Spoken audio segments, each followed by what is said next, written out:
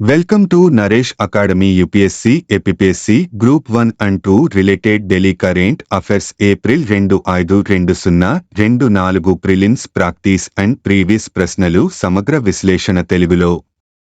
Question number 1 World Energy Congress 2024లో భారతదేశం గురించి తెలపండి. వివరాలు ఏప్రిల్ 22, 2024 నుండి ఏప్రిల్ 25, 2024 వరకు నెదర్లాండ్స్లోని రోటర్డామ్లో జరుగుతున్న 26వ ప్రపంచ ఇంధన కాంగ్రెస్లో భారతదేశం తన వినూత్న సాంకేతికతలు మరియు విద్యుత్ ఉత్పత్తి పద్ధతులను ప్రదర్శిస్తోంది. ప్రపంచ వేదికపై పర్యావరణ పరిరక్షణ పట్ల భారతదేశం యొక్క నిబద్ధతను బలోపేతం చేస్తూ వినూత్న సాంకేతికతలు మరియు విద్యుదుత్పత్తి పద్ధతులను ప్రదర్శించడానికి ఒక కేంద్రంగా ఉండాలనేది కాంగ్రెస్లోని ఇండియా పెవిలియన్ లక్ష్యం. ఇండియా పెవిలియన్లో పాల్గొనేవారు విద్యుత్ మంత్రిత్వ శాఖ, నూతన పునరుత్పాదక ఇంధన మంత్రిత్వ శాఖ, బొగ్గు మంత్రిత్వ శాఖ మరియు పెట్రోలియం సహజ వాయువు మంత్రిత్వ శాఖ పరిధిలోని కేంద్ర ప్రభుత్వ రంగ సంస్థలు. వరల్డ్ ఎనర్జీ కాంగ్రెస్ 26వ వరల్డ్ ఎనర్జీ కాంగ్రెస్ ప్రపంచవ్యాప్తంగా స్వచ్ఛమైన మరియు సమ్మిళిత శక్తి పరివర్తనలపై నాయకత్వం కోసం కీలకమైన మలుపుగా భావిస్తున్నారు. Redesigning energy for people and planet అనే ఇతివృత్తంతో 4 రోజుల పాటు జరిగే ఈ సమావేశం ప్రపంచ ఇంధన రంగంలో వరల్డ్ ఎనర్జీ కౌన్సిల్ శతాబ్దిని సూచిస్తుంది. కౌన్సిల్ ప్రకారం తక్కువ అంచనా వేయదగిన, మరింత అల్లకల్లోలంగా మరియు వేగంగా మారుతున్న ప్రపంచ సందర్భంలో ప్రపంచ శక్తి పరివర్తనలను ముందుకు నడిపించడంలో అనుసంధానిత శక్తి సంఘాల పాత్రను అన్వేషించడానికి కాంగ్రెస్ ప్రయత్నిస్తుంది. World energy council India. World energy council భారతదేశం 1923లో స్థిరమైన సరఫరా మరియు ఇంధన వినియోగాన్ని ప్రోత్సహించడానికి స్థాపించబడిన ప్రపంచ శక్తి మండలి WEC యొక్క దేశ సభ్యుడు. WEC భారతదేశం 1924లో కౌన్సిల్లో చేరిన ప్రపంచ ఇంధన మండలిలోని తొలి దేశ సభ్యులలో ఒకటి. WEC ఇండియా విద్యుత్ మంత్రిత్వ శాఖ భారత ప్రభుత్వం ఆధ్వర్యంలో మరియు బొగ్గు, కొత్త పునరుత్పాదక ఇంధనం, పెట్రోలియం సహజ వాయువు మరియు విదేశీ వ్యవహారాల మంత్రిత్వ శాఖల మద్దతుతో పనిచేస్తుంది. క్వశ్చన్ నంబర్ 2 FMS ICMR సాయుధ దళాల కోసం బయోమెడికల్ పరిశోధన చేపట్టేందుకు చేతులు కలిపాయి. గురించి తెలపండి. Armed Forces Medical Services FMS April 23, 2024న Indian Council of Medical Research ICMR తో సహకార పరిశోధన మరియు శిక్షణ కోసం అవగాహన ఒప్పందం MOU పై సంతకం చేసింది. ఈ అవగాహన ఒప్పందంపై ఆరోగ్య పరిశోధన విభాగం కార్యదర్శి డైరెక్టర్ జనరల్ ICMR సంతకం చేశారు. డాక్టర్ రాజీవ్ బహల్ మరియు director general armed Forces Medical services lieutenant general Daljit Singh. Biomedical research మరియు అకాడమిక్స్ రంగంలో దేశానికి మరియు సాయుధ బలగాలకు సంబంధించిన బహుళ శాస్త్ర, సాంకేతిక మరియు విద్యా సమస్యలను పరిష్కరించే సహకార మరియు సహకార కార్యకలాపాలను చేపట్టడం MOU లక్ష్యం. FMS మరియు ICMR high altitude bottle related trauma, post traumatic stress disorder, aerospace medicine, infectious diseases మరియు సాయుధ దళాల సిబ్బంది ఎదుర్కొనే ఇతర ఆరోగ్య సమస్యలలో ఆరోగ్య పరిశోధన కోసం చేతులు కలిపాయి. ఈ MOU పరిధిలో ICMR అక్సర్ PhD ప్రోగ్రాంలో FMS అధికారులు PD కోసం నమోదు చేసుకునే అవకాశంతో సహా వివిధ ఉమ్మడి విద్యా కార్యకలాపాలు కూడా ప్రణాళిక చేయబడ్డాయి. క్వశ్చన్ నంబర్ 3 అంటార్కిటిక్లో సముద్రపు మంచు చాలా తక్కువగా ఉండటానికి కారణాలు. కొత్తన్క్పోర్ అధ్యయనం గురించి తెలపండి. సందర్భం ఒక కొత్తన్క్పోర్ అధ్యయనం అంటార్కిటిక్లో చాలా తక్కువ సముద్రపు మంచు కవచం యొక్క మిస్టరీని పరిష్కరించడానికి ప్రయత్నిస్తుంది. వివరాలు యునైటెడ్ కింగ్డమ్లోని బ్రిటిష్ అంటార్కిటిక్ సర్వే సహకారంతో National Centre for Polar and Ocean రీసెర్చ్లోని పరిశోధకుడి నేతృత్వంలోని ఒక అధ్యయనం 2023లో వార్షిక మంచు గరిష్ట స్థాయి కంటే ముందుగా అంటార్కిటిక్ మంచు విస్తరణ మరియు మంచు తిరోగమనంలో అపూర్వమైన అవరోధాలకు దారితీసిన పరిస్థితులను నివేదించింది. నేపథ్య గ్లోబల్ వార్మింగ్ వెలుగులో ఆర్కిటిక్ గత దశాబ్దంలో సముద్రపు మంచు గణనీయమైన నష్టాన్ని చవిచూసింది. అయితే అంటార్కిటిక్ 2015 వరకు ఒక మోస్తరు పెరుగుదలను అనుభవించింది మరియు 2016 నుండి ఆకస్మిక తగ్గుదలని చవిచూసింది. ముఖ్యంగా అంటార్కిటిక్ 2016 నుండి 2023 వరకు ప్రతి వేసవిలో చాలా తక్కువ సముద్రపు మంచు పరిస్థితులను చూసింది. అపూర్వమైన నెమ్మదిగా మంచు విస్తరణ లేదా 2023లో తిరోగమనం గమనించిన సముద్రపు మంచు మార్పులకు అంతర్లీన కారణం శాస్త్రీయ సమాజానికి మరియు విధాన రూపకర్తలకు కీలకమైన ప్రశ్నగా మిగిలిపోయింది. అధ్యయనం యొక్క ఫలితాలు 2023లో అధిక సముద్రపు వేడి మంచు విస్తరణను తగ్గించడానికి దోహదపడిందని పరిశోధనలు సూచిస్తున్నాయి. అయితే వాతావరణ ప్రసరణ మార్పులు గణనీయమైనవి మరియు ముఖ్యమైన పాత్ర పోషించాయి. అత్యంత లోతైన అముండ్సెన్ సముద్రం మరియు దాని తూర్పు వైపు మార్పు వంటి గాలి నమూనాలలో మార్పు వెడ్డెల్ సముద్రం అంతటా బలమైన ఉత్తర ప్రవాహానికి దారితీసింది.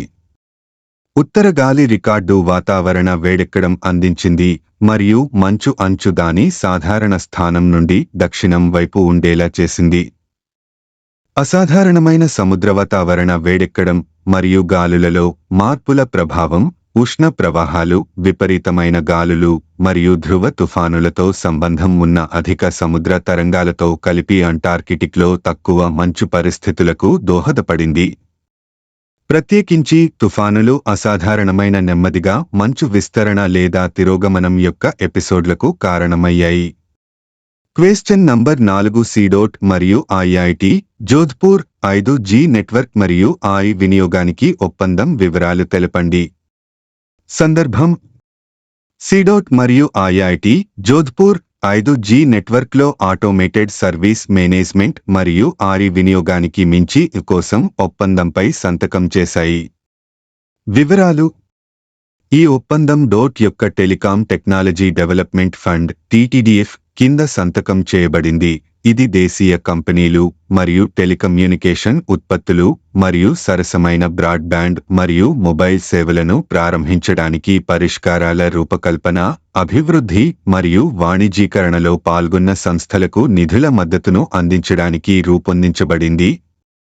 గ్రామీణ మరియు మారుమూల ప్రాంతాల్లో లక్ష్యం 5G వంటి నెట్వర్క్లలో ఉత్పత్తి చేయబడిన నిరంతర సమాచారాన్ని ఉపయోగించడం ద్వారా స్వయంచాలక నెట్వర్క్ నిర్వహణ లోపాలను గుర్తించడం మరియు విశ్లేషణ పద్ధతుల కోసం AI ఫ్రేమ్వర్క్లను అభివృద్ధి చేయడం. స్మార్ట్ మీటరింగ్, రిమోట్గా పనిచేసే వాహనాలు మొదలైన నిర్దిష్ట అప్లికేషన్ వినియోగ కేసులతో కలిపి అభివృద్ధి చెందిన ఆటోమేటెడ్ నెట్వర్క్ మేనేజ్మెంట్ మరియు స్లైసింగ్ టెక్నిక్ల ప్రదర్శన కోసం ఈ సర్వీస్ రియల్ టైమ్ 5G మరియు బియాండ్ టెస్ట్ బెడ్ కి అనుగుణంగా ఏర్పాటు చేస్తుంది. క్వశ్చన్ నంబర్ 5 అక్రమ వలసలను అరికట్టే రువాండా బిల్లు గురించి వివరాలు తెలపండి. సందర్భం బ్రిటన్కు వచ్చే అక్రమ వలసదారులను నిరోధించేందుకు రువాండా బిల్లుకు safety of Rwanda bill parliament ఆమోదం తెలిపింది. బ్రిటన్ రాజు చార్లెస్ III ఆమోదం తర్వాత ఇది చట్టరూపం దాల్చనుంది. దీంతో వలసదారులను దోపిడీకి గురిచేసే క్రిమినల్ గ్యాంగ్ల కార్యకలాపాలకు అడ్డుకట్టపడుతుంది. ఇక నుంచి దేశంలోకి చట్టవిరుద్ధంగా ప్రవేశించిన వారు ఇక్కడ ఉండేందుకు ఈ చట్టం అంగీకరించదు. ఈ బిల్లు ఏం చెబుతోంది? బ్రిటన్లో అక్రమ వలసలు అధిక సంఖ్యలో పెరుగుతున్నట్లు ప్రభుత్వ నివేదికలు చెబుతున్నాయి. ఇంగ్లీష్ ఛానల్ ఈదుతూ పడవల్లో ప్రమాదకర రీతిలో ప్రయాణిస్తూ వందల మంది ప్రాణాలు కోల్పోతున్నారు. ఇలాంటి వారిని అడ్డుకుంటామని పేర్కొంటున్న బ్రిటన్ రువాండా ప్రణాళిక రువాండా ప్లాన్ ను సిద్ధం చేయగా అక్కడి సుప్రీంకోర్టు బ్రిటన్ నుంచి వలసదారులను తరలించగల సురక్షిత దేశంగా రువాండాను పరిగణించలేమని పేర్కొంటూ నవంబర్ 2023లో తీర్పు చెప్పింది. ఈ క్రమంలోనే భద్రతా Rwanda bill safety of Rwanda bill ను బ్రిటన్ రూపొందించింది.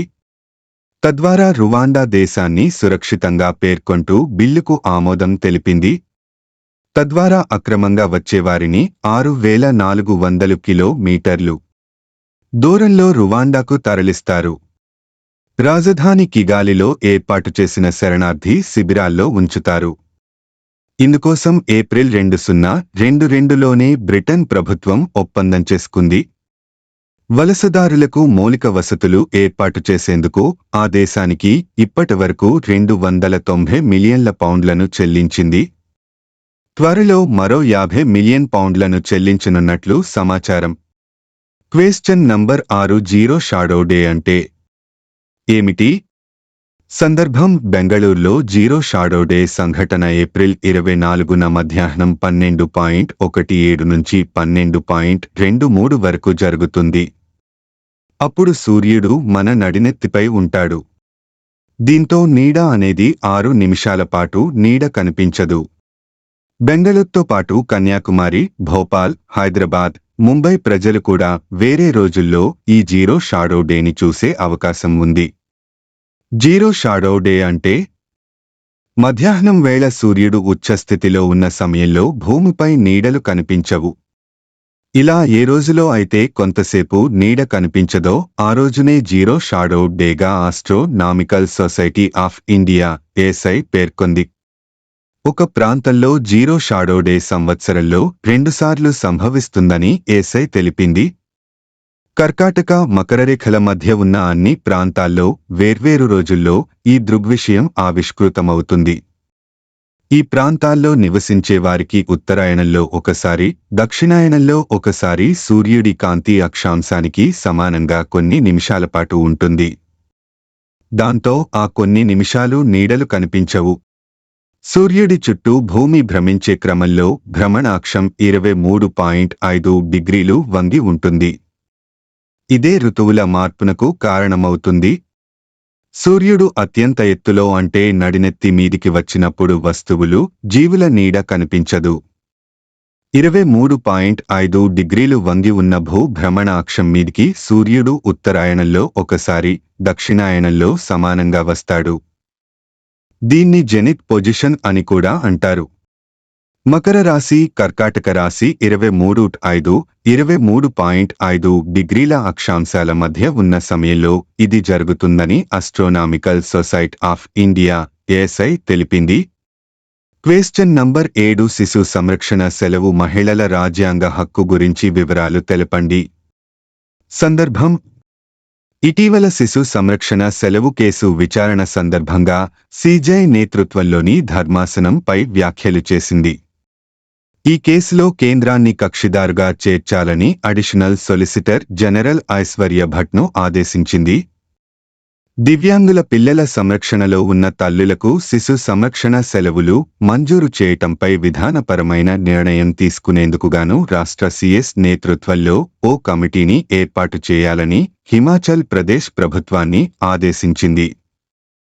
పని ప్రదేశాల్లో మహిళల హక్కులకు సంబంధించి సుప్రీంకోర్టు శిశు సంరక్షణ సెలవు మహిళలకు రాజ్యాంగం ఇచ్చిన హక్కుగా పేర్కొన్నది.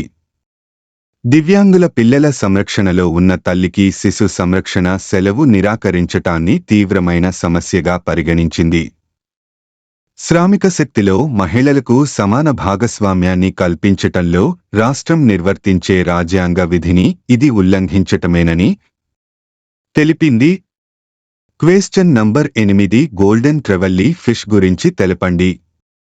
సందర్భం central marine fisheries research institute free పరిశోధకులు గోల్డెన్ ట్రెవల్లీ జ్ఞాతనోడాన్ స్పెసియోసస్ యొక్క క్యాప్టివ్ బ్రీడింగ్లో విజయం సాధించారు.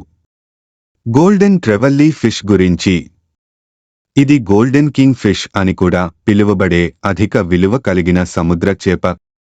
వేగవంతమైన వృద్ధి రేట్లు, మంచి మాంసం నాణ్యత మరియు వినియోగం మరియు అలంకార ప్రయోజనాల కోసం భారీ మార్కెట్ డిమాండ్ కారణంగా ఇది సముద్రపు సాగుకు అనువైన అభ్యర్థి జాతి. ఇది రీఫనుబంధ చేప మరియు స్కేట్స్, షార్క్లు, గ్రూపర్స్ వంటి పెద్ద చేపల సహవాసంలో నివసిస్తుంది.